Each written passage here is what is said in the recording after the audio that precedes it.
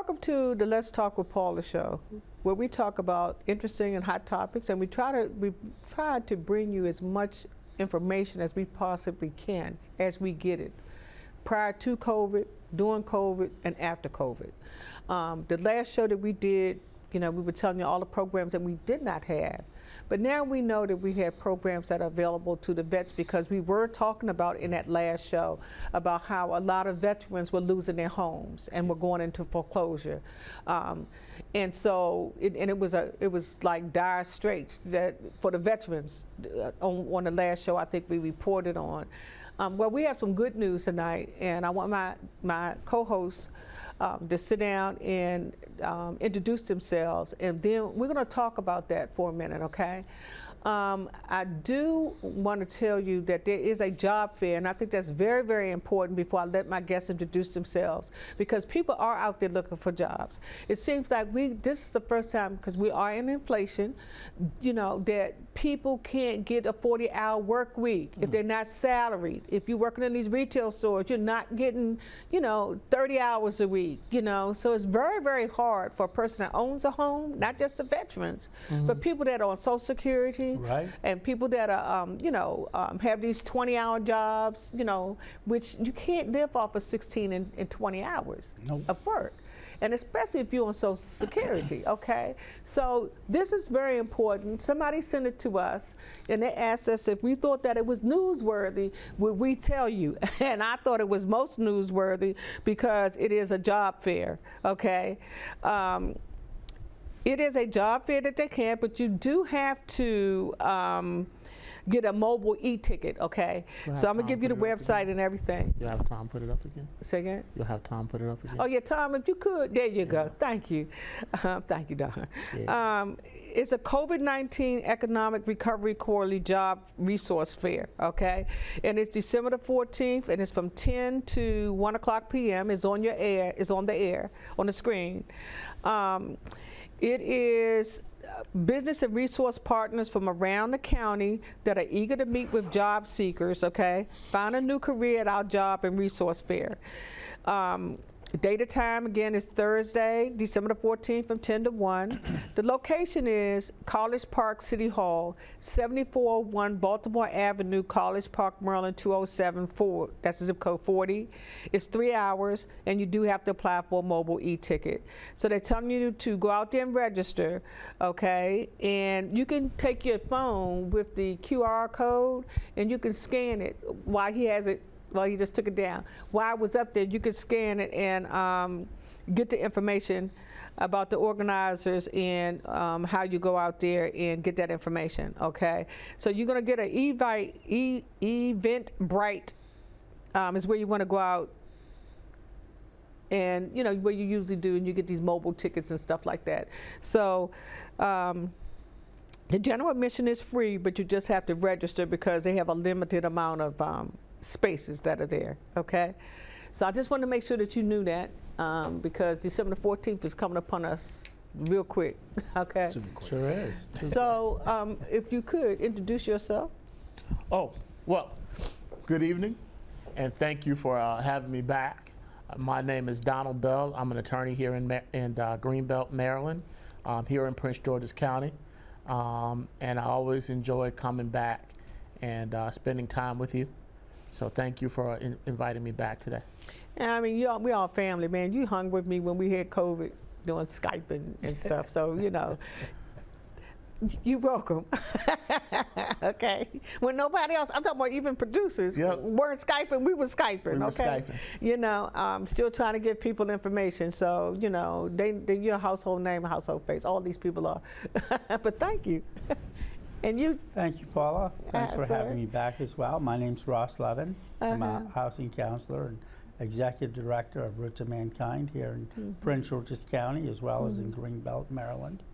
We provide housing counseling assistance to people in Prince George's County, to veterans, as well as to seniors, as well as to others. We provide first-time home buyer education, as well as other financial assistance as well. And you know, you've been hanging in there with us ever since too. I mean, I met you two gentlemen at the same time, you know, for loan modification. And Attorney Bell sent me over to you. And I'm not going to say, because I think I talked too much last time about my loan, what my loan is now, so I'm not going to repeat it, okay? So, because I start getting all kinds of phone calls, okay? So, it's stuff in the mailbox. But anyway, I thank both of you guys, and y'all have helped us tremendously, help other people. And I do want to thank you guys. I call y'all a dynamic duo, because one will help with one kind of thing, and if you can't help him, you send them to them, and if he can't help you, he's going to send them to you. And then we have one more person that we added to that group that has a significant value of us on this show, and so introduce yourself, sir. Commander Charles Eggleston with the Military of the Purple Heart. And I definitely enjoy being on your show, and I always look forward to being in I always call it a team, because we bounce off each other. I always learn something new from y'all, and I learn something new from Paula. I mean, that's what I call complete. So I appreciate this going into the next year. And you have, we've aired you just different stories about yourself so that we can lift up the people that protect and serve. It was some things that you told us about the Purple Heart in the past, about how minorities weren't able to get them. And we try to steer them in the right direction on what they need to do to see whether or not they're qualified, and also the ones that's been turned down 1,000 times trying to get finances. You know, you've been able to be instrumental in helping some of those people, you know, get their benefits. There was two other guys that used to be on here with us too, which was Arthur Coleman and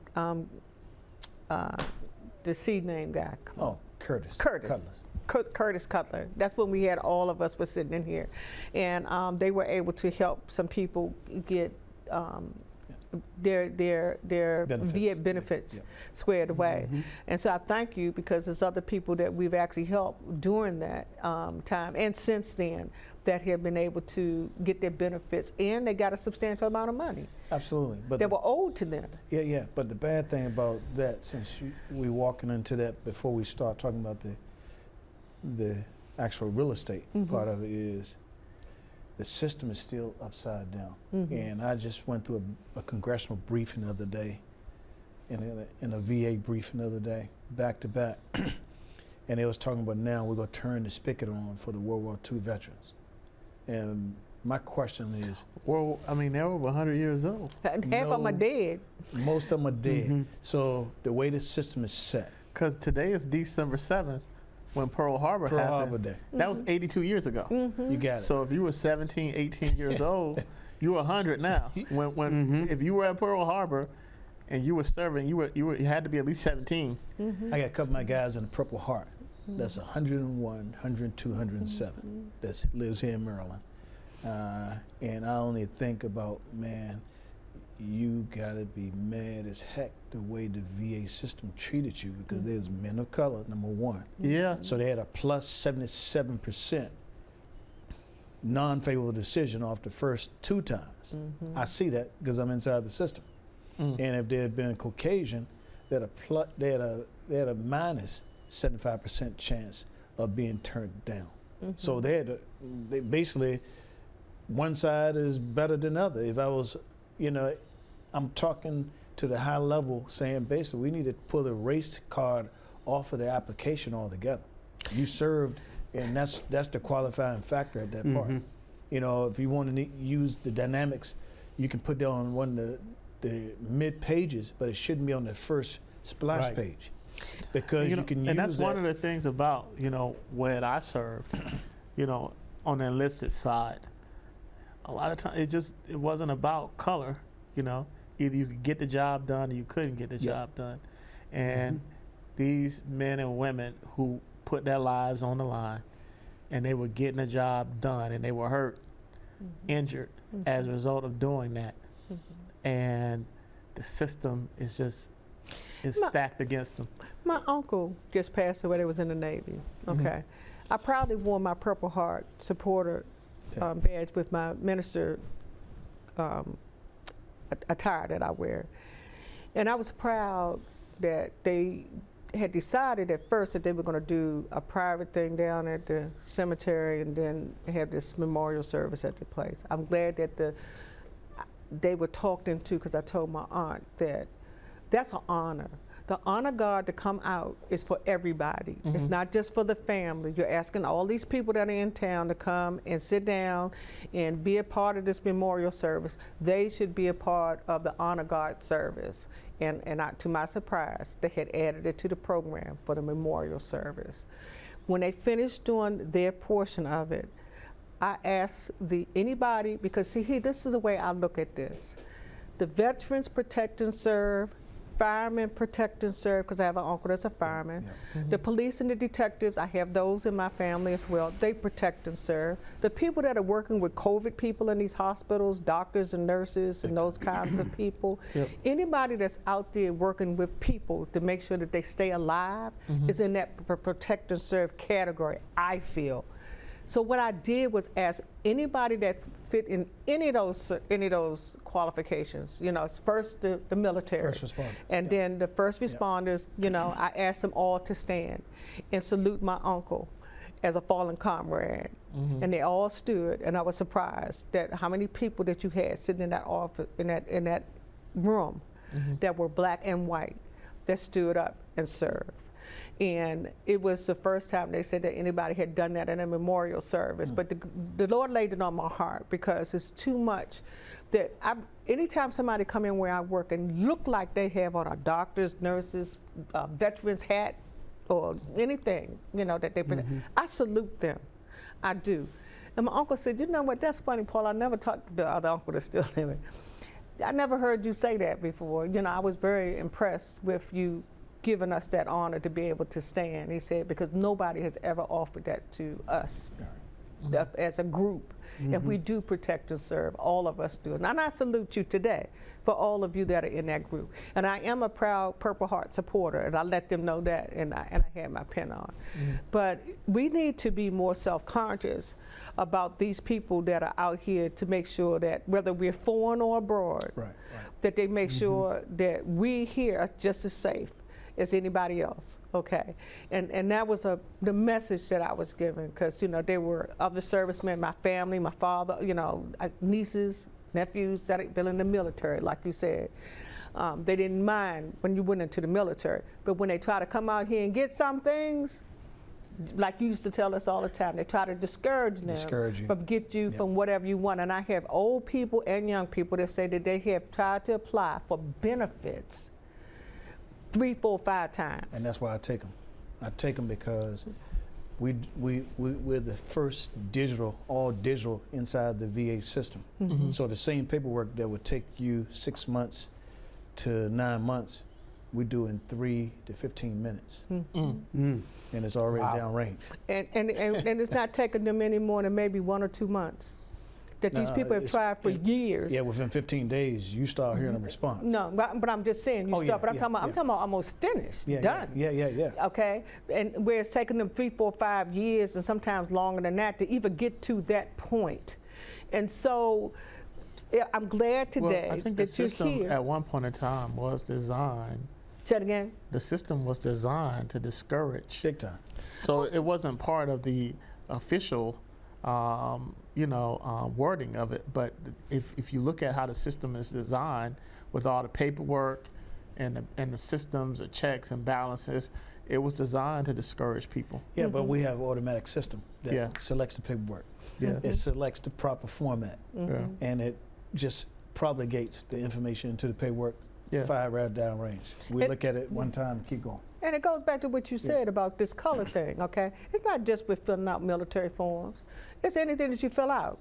I personally believe that I got turned down, this is my own personal feeling, and I said that to you, that I got turned down from half, because see, when I fill out a form, I don't put my denomination on there. I never do. Right. But we filled it out together. You didn't know that. I never said it to you, and you put down there what I was. And I really believe that that's why I got turned down. Because anything else I have ever filled out, that I don't put that on, I don't have a problem getting through. And it's still the same thing today. You know, people are doing still the same things today. One thing that I was proud of, that I have to say, is that we have Native American in our family, and in the past, my grandmother, which I already knew that she was an American Indian, Right. they would never put her last name, her full last name on a piece of paper until this funeral this time. And her last name was White Cloud. And we knew that she was a Native American, but she knew that she wasn't going to get a job if she had put White Cloud as her last name, as her maiden name when she was coming up. So it's been going on. It don't matter what color you are. Yeah. It's just be a minority in a minority group. So, but I think that it's so important that the reason why we are a team is because we try to help everybody. And this was the news because we got 12 minutes, and I want to make sure that y'all tell these people from what we told them that wasn't happening to what it is that is happening for the veterans now. Please. Absolutely. Sure. Housing benefits, yeah. Sure. So there's a moratorium for veterans for foreclosures that just went into effect in late November, right around November 20th to November 30th. So there's a moratorium in effect right now for veterans for 6 months until May 31st. But you have to have a VA loan. That's Not correct. just you're a veteran, you got to have a VA loan. That is correct. You Because have- some people don't have VA loans because nobody ever told them to apply for a VA loan. They just went out there and applied for a general loan. Yeah, Okay, right. The person that was selling them the house, you know, or their benefits were being tied up, like you said, time, and they didn't know that they could go out there and get that money. So I'm glad that you're telling us this, that it is for veterans. Okay, and what it is that they have to do. So what they have to do is they have to call their servicer to make sure they have a VA loan. What a VA loan is, it's insured by the Veterans Administration. So they would, the homeowner would know that because when they bought the home, they would have put no down payment. They would have had no down payment, and they would have known it was a VA loan. If they don't know it's a VA loan, they can certainly go ahead and call me, and we can go ahead and go into land records and search to see if it's a VA loan. Or they can call their servicer and ask them if it's a VA loan. And they would have they would have protections if they're behind on their mortgage until May 31st. So what protections do you believe the VA will be providing that are not in place right now? So for borrowers that were affected by COVID-19, that's what we're talking about. The veterans that were affected by COVID-19 that applied for COVID-19 for the COVID-19 protections, there was something that was put in place where you could go ahead and put all your past due payments to the back end of the loan, Yes. similar to where it was with the FHA loans. And what they did is they went ahead and they put those to the back end of the loan, but they never finalized that. So what's going on now is the VA is coming out and refining that program so they're able to go ahead and actually take the past due payments and put that to the back end of the loan. So that's what's going on right now in that program. They're coming out and they're finalizing that program to where the actual Veterans Administration is going to be purchasing those loans from the mortgage companies. There are about 11 major servicers for the for the VA loans throughout the country, especially in this region, where they're going to go ahead and purchase those loans, and they're coming out with actual guidance. And that's what's going on now. So anybody that is currently had a COVID-19 a hardship that is currently past due, the foreclosure will not occur. So there's no foreclosure. And if they have any questions, they should contact certainly myself, or they should get in contact with Attorney Bell. Could you give me your website right quick? Our website is www.romkind.org, and of course at the end of the show you'll see it in the credits. And could you give me your website right quick? My website is www.donaldbelllaw.com. I believe. Yeah. Okay. So if not, give them your phone number to your office because somebody already answered because you might have given them the wrong. But it's at the end of the show. It's on the end of the show. Give them your, not your home number, not your home, Miss Bell, not his home number. Give your office number, please. 301-614-0535 is the home number. It's not your, I don't want your home number. It better not be your home number. See, you put that thought up there. Okay. Office number again is 301-614-0535. Okay, so because I'm not gonna have Miss Bell come after me. Okay. No, all right. no. Down right quick. Ross. The office number's 301-899-6800.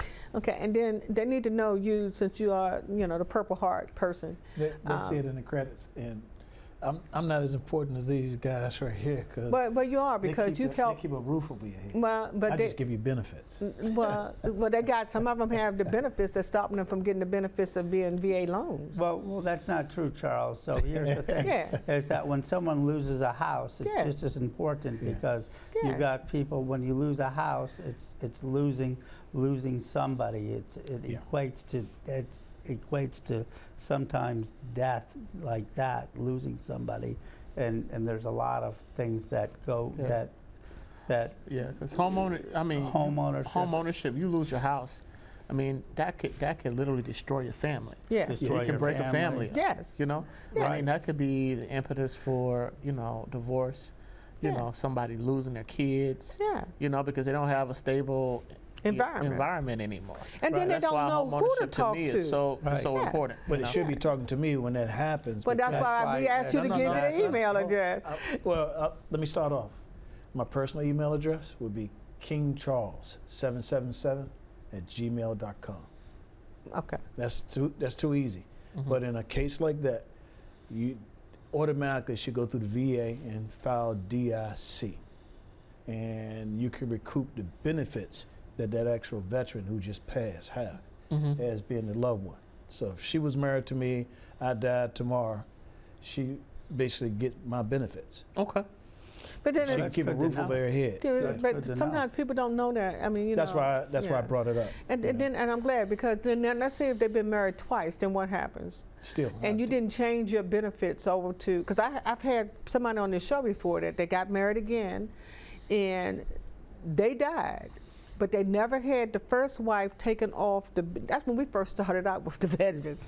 The benefits were not changed from the first wife to the second wife. Here's the deal.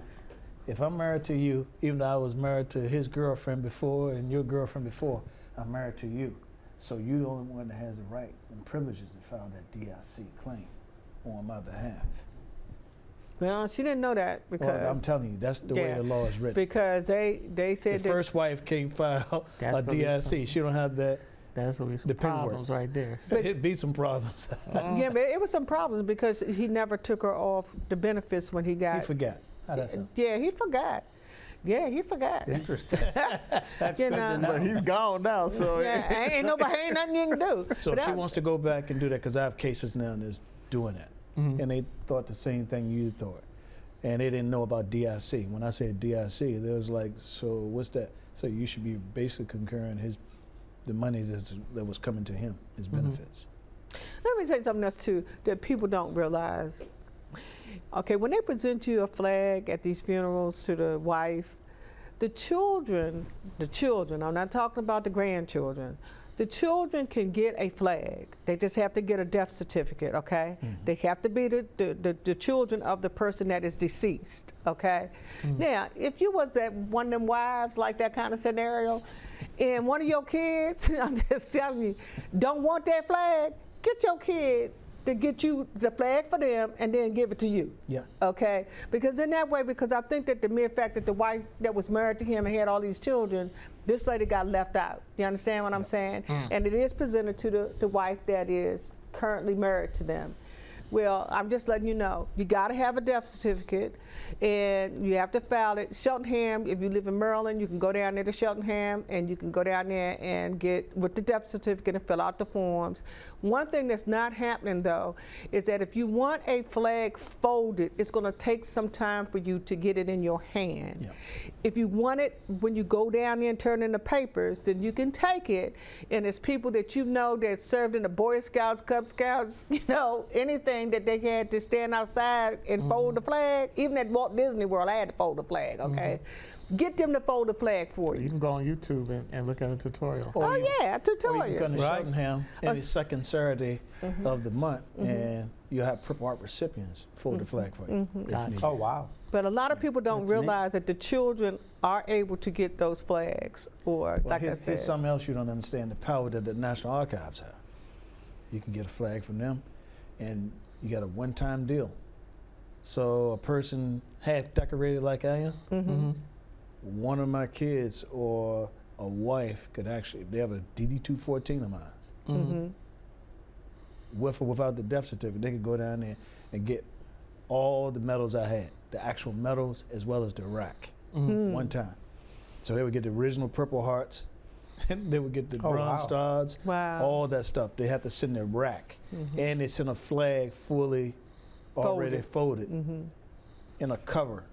Oh, wow. And I've seen this happen. I call it dignified transfer. And I would call it that as well. Yeah.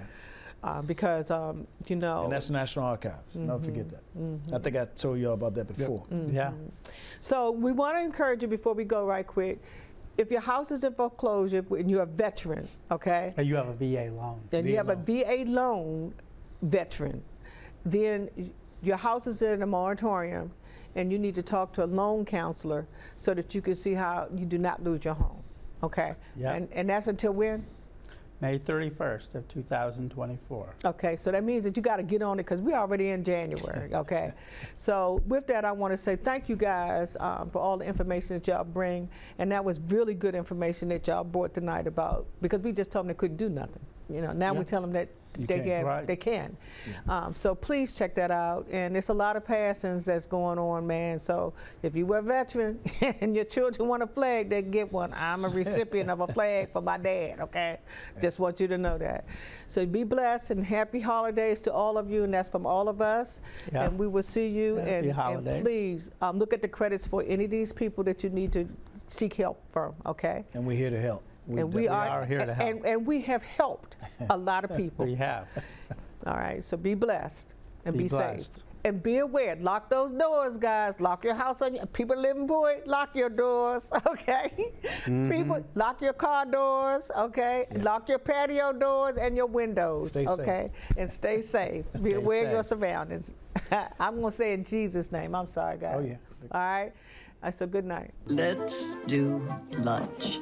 Drop off a hot meal and say hello. Volunteer by donating your lunch break at americaletsdolunch.org. Look at you. You're at the top of your game. You're unstoppable. Nothing can throw you off track. Wait, is that your car? Uh-oh. Yeah, I saw that coming. That will throw you off track. You're looking at around 10 grand in fines, legal fees, and increased insurance rates. Let's try this again. Smart move. Because buzz driving is drunk driving.